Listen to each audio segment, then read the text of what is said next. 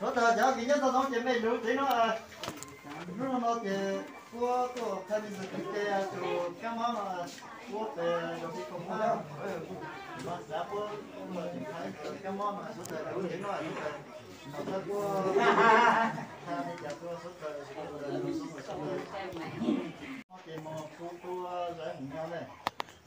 nó tôi cực cái chai nó lấy có cái xe đạp nó luôn giàu tàn đó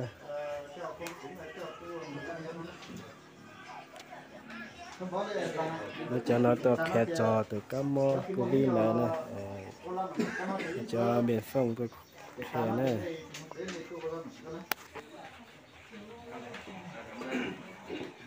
kính thưa đồng chí trong chính quyền xã, đồng chí trưởng bản cùng toàn thể các đồng chí cho các bà con nhân dân ở trong bản Hủy Cọ chúng ta thì được sự nhất trí của cái ban chỉ huy đồn biên phòng Mường Nhé cùng với sự phối hợp của ủy ban nhân dân xã Mường Nhé, chính quyền bản Hủy Cọ.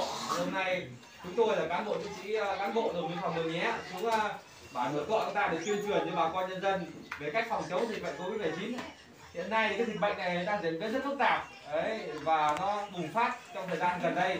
Vì vậy chúng tôi đến đây để tuyên truyền cho bà con về cách phòng chống được cái dịch bệnh này, để cho cái dịch bệnh này nó không lây lan ra cộng đồng, ra những người xung quanh. Đấy, thì trước hết thì thay mặt cho cán bộ chiến sĩ đồn phòng Mường Nhé xin kính chúc bà con nhân dân bản Hủy Cọ chúng ta này luôn mạnh khỏe này, gia đình này, hạnh phúc này, làm ăn kinh tế phát triển hơn này, và cùng với lực lượng bộ đội biên phòng này bảo vệ vững chắc này quyền an ninh biên giới, và cùng nhau đoàn kết chống lại dịch bệnh Covid-19 này. Xin chân thành bà con ạ. Cảm ơn bà con. Đấy. Thì trước tiên đấy, để bà con chúng ta nắm được về cái tình hình dịch bệnh Covid-19 này, thì tôi thông tin cho bà con như sau này. Thứ nhất này là bệnh viêm đường hô hấp cấp do chủng mới của virus corona hay còn gọi là Covid-19 ấy, hay còn gọi là SARS-CoV-2 ấy, thì tất cả những cái tên này đều chỉ cái bệnh Covid-19 ấy, là cái bệnh viêm đường hô hấp cấp do virus Covid-19 gây ra đấy. Thì được phát hiện lần đầu tiên ở thành phố Vũ Hán của Trung Quốc, lây lan ra các nước khác trên thế giới. Hiện nay thì đã có khoảng 215 nước trên thế giới là có người nhiễm Covid-19 rồi. Đấy. Trên thế giới thì số người mắc hiện nay là hơn 22 triệu người. Đấy. Số lượng người điều trị khỏi là hơn 15 triệu người, và số lượng người tử vong là khoảng hơn 800 triệu người. Trong đấy thì nước Mỹ là nước mà có số lượng người mắc Covid-19 là nhiều nhất, và cũng là nước có người tử vong là nhiều nhất. Mà bà con thấy nước Mỹ ấy, trên đài báo TV chúng ta biết nước Mỹ là cái nước kinh tế phát triển này, họ rất nhiều tiền, đấy, đi hàng đầu thế giới. Nhưng mà cái số lượng người mắc Covid-19 với lại số lượng người mà chết do cái bệnh này rất cao.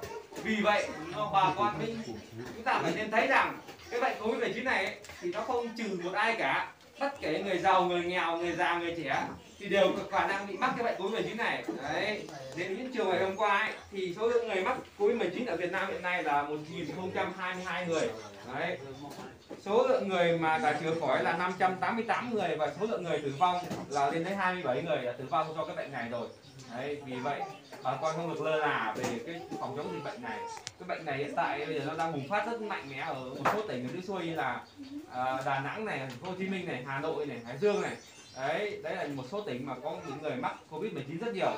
Đấy, bà con cần phải chú ý để phòng chống dịch cho tốt, để nó không lây lan, không lây nhiễm lên Mường Nhé chúng ta. Đấy, để bà con nắm được về cái bệnh Covid-19 này là như thế nào thì tôi sẽ thông tin bà con, giải thích cho bà con rõ này. Thứ nhất là cái virus corona hay là Covid-19 này là cái loại gì? Thì thứ nhất bà con phải hiểu là virus là một cái con sinh vật rất chi là bé, chúng ta không thể nhìn thấy bằng mắt thường được, mà nó sinh sống ở trong cái cơ thể chúng ta ấy. Đấy. Rồi, cảm ơn rất nhiều. Rồi, người tiếp theo, em biết chữ không? Đây, em chỉ viết đây cho anh nhé. Ủng hộ ở đây. Rồi. Một cái mà hai cái giống nhau nhá, đúng không? Một cái này lắp một cái là dưới nhau này giá này, chúng tôi này. Ta không biết rồi. Nó có muối chưa? Đây này, chưa hát được nhiều. Biết biết rồi. Thế cái này là cho em kia hết rồi.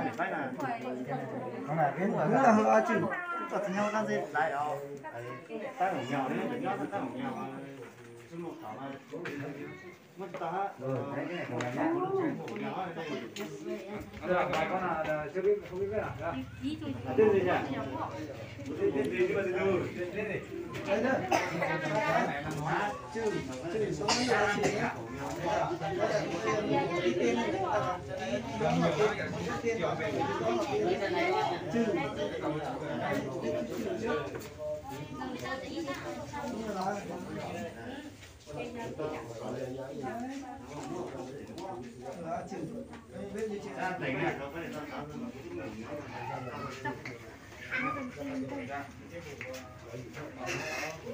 Ông lấy lên để mà tay là chỉ có mấy